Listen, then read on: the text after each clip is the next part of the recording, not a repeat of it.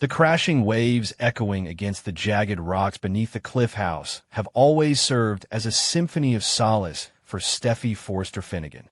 Yet, on this fateful afternoon, the rhythmic pounding of the Pacific Ocean sounds more like a relentless countdown to an inevitable disaster.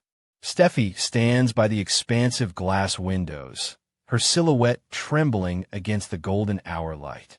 She is a woman standing on the precipice of her own destruction, carrying a burden so immense that it threatens to shatter the very foundation of a life she has fought so fiercely to protect. The air in the room is suffocating, thick with unspoken truths and the agonizing weight of a secret that has been eating away at her soul since that disastrous trip to Monaco.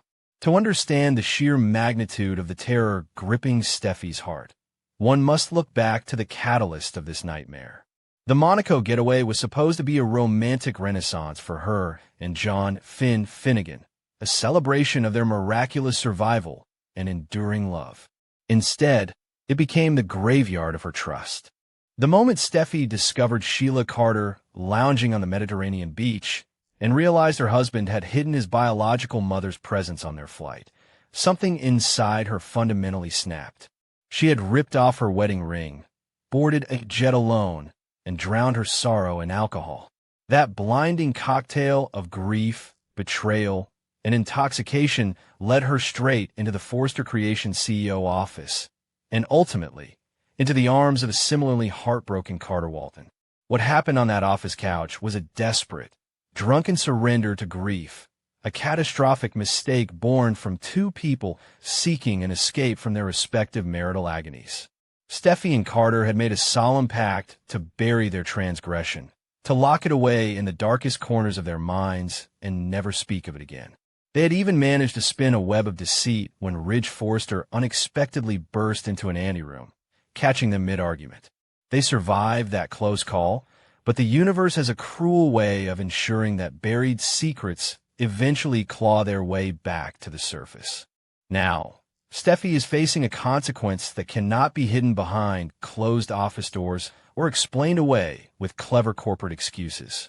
The physical toll of her anxiety had been mounting for weeks, but the undeniable symptoms eventually forced Steffy to face the terrifying truth. The medical confirmation was a double-edged sword that sliced right through her fragile sanity. She is pregnant, and she is carrying twins. For any other woman, this news might be a cause for joyous celebration. For Steffy, it is a paralyzing nightmare. The mathematics of her recent encounters leave the paternity of these unborn children shrouded in a terrifying ambiguity. Desperation, however, is a powerful motivator. Steffy has convinced herself that she must use this pregnancy as a divine intervention, a miraculous bridge to cross the chasm that Sheila Carter created between her and Finn. Standing across from her in the living room, Finn watches his wife with a mixture of desperate devotion and lingering guilt. Ever since he returned from Monaco, he has been on a relentless apology tour.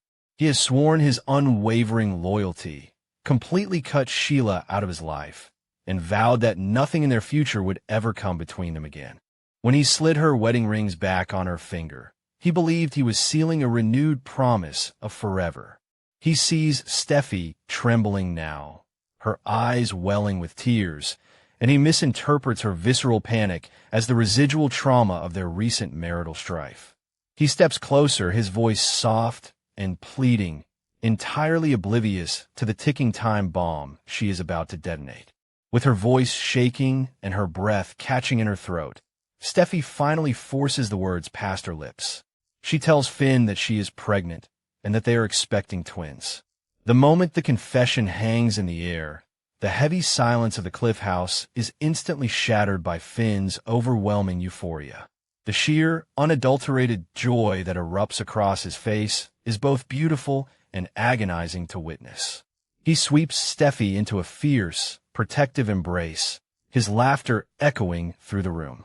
For Finn, this is the ultimate redemption. He views these unborn twins as a sacred miracle, a cosmic reset button that wipes the slate clean and guarantees their family's unbreakable future. Trapped in the warmth of her husband's euphoric embrace, Steffi feels an icy grip of dread tighten around her throat. Every kiss Finn presses to her forehead, every tear of joy he sheds, feels like a physical blow to her conscience. She is suffocating under the weight of his pure, untainted happiness. She wants to believe in this fantasy, to lean into the illusion that these babies are the product of their reconciled love, but the ghost of Carter Walton lingers in the shadows of her mind. The crushing guilt threatens to paralyze her completely. She is smiling through a nightmare, praying to a universe she has already defied that her darkest secret will remain buried forever. However, the universe is rarely so accommodating. Across town, Carter Walton is enduring his own psychological descent into hell. The Forrester Creation COO is a man fundamentally defined by his honor, his loyalty, and his deep-seated yearning for a family. His wife, Daphne Rose Walton, recently received a devastating medical diagnosis of premature menopause, effectively ending their dreams of conceiving a child naturally. Daphne's heartbreak has been a heavy shroud over their marriage, and she has ironically leaned on Carter, telling him she models their union after the perfect marriage of Steffi and Finn. The sheer hypocrisy of that statement has been eating Carter alive, gnawing at his sanity with every passing day. Carter knows about the pregnancy. He knows the timeline.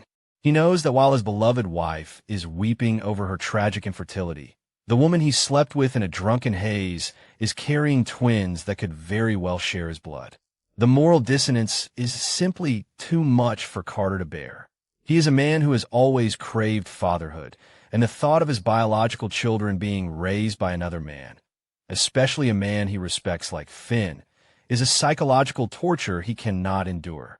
The pressure cooker of his conscience finally reaches its absolute breaking point. The pact of silence he made with Steffi shatters under the overwhelming weight of his paternal instinct and his inability to live a lie. Driven by a chaotic cocktail of desperation, guilt, and a desperate need for the truth, Carter makes the fateful drive to the Cliff House. He is fully aware that the moment he opens his mouth, he will be dropping a nuclear bomb on multiple lives. He will be destroying his own marriage to Daphne, obliterating his long-standing friendship with Ridge Forrester, and incinerating the Forrester-Finnegan family unit.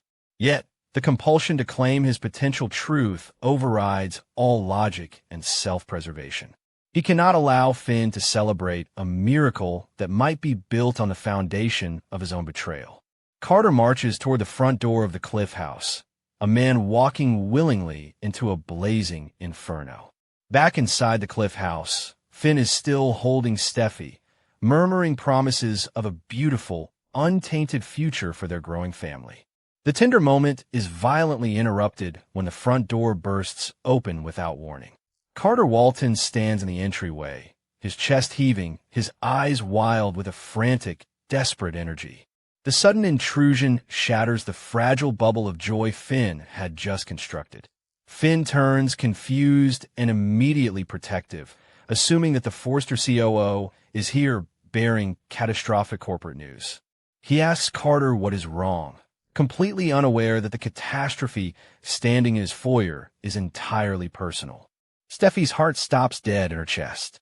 The blood drains from her face, leaving her pale and trembling as her eyes lock onto Carter's. In that fleeting, agonizing second, they share a silent, desperate conversation. Steffi's eyes scream a frantic plea, begging him to turn around, to keep his mouth shut, to preserve the fragile illusion she has just handed to her husband. She subtly shakes her head, a microscopic gesture of sheer terror. But Carter's gaze is resolute, filled with a sorrowful determination that tells her the pact is broken. He can no longer carry the agonizing weight of their shared sin, not when innocent lives, potentially his own flesh and blood, are now involved. Unable to endure this suffocating charade for another second, Carter steps forward and delivers the fatal blow. His voice, usually so measured and calm, trembles with raw emotion as he makes the shocking declaration. He looks directly at a bewildered Finn and forces the truth into the open. The twins Steffy is carrying are not a guaranteed miracle of their reconciliation, but the potential result of his and Steffy's passionate, drunken night in the CEO office. The words cut through the room like a jagged blade, slicing through the air and severing the ties of trust, loyalty, and love that had bound these three people together. The bomb has been dropped, and the fallout is instantaneous. For an agonizing moment, time stands completely still. Finn stares at Carter, his brain violently rejecting the impossible sequence of words he has just heard. He looks from the man he trusted, a man who stood as a pillar of integrity in their social circle, to the wife he has worshipped and fought so desperately to keep. The euphoric joy that had illuminated Finn's face only moments ago curdles into a mask of absolute, unadulterated horror. The realization hits him with the force of a freight train. Steffy's tears, her trembling, her hesitation, none of it was trauma from Sheila. It was the paralyzing, suffocating guilt of the ultimate betrayal. His entire reality, the foundation of his marriage, crumbles into dust at his feet. Steffy stands frozen, a statue of despair caught in the wreckage of her own making. Her darkest, most shameful secret has been violently exposed in the very moment she was attempting to use it to save her family. The lie she had carefully constructed, the deceit she had maintained even when Ridge cornered them in the anteroom, has unraveled in the most brutal, unforgiving manner possible. She cannot speak. She cannot move. She can only watch as the light dies in her husband's eyes, replaced by a cold, hollow devastation that she knows she put there. The double betrayal, the physical act of cheating, and the emotional manipulation of the pregnancy reveal has sealed her fate. This catastrophic revelation promises to plunge the Forrester, Finnegan, and Walton families into an abyss of despair unlike anything Los Angeles has ever witnessed.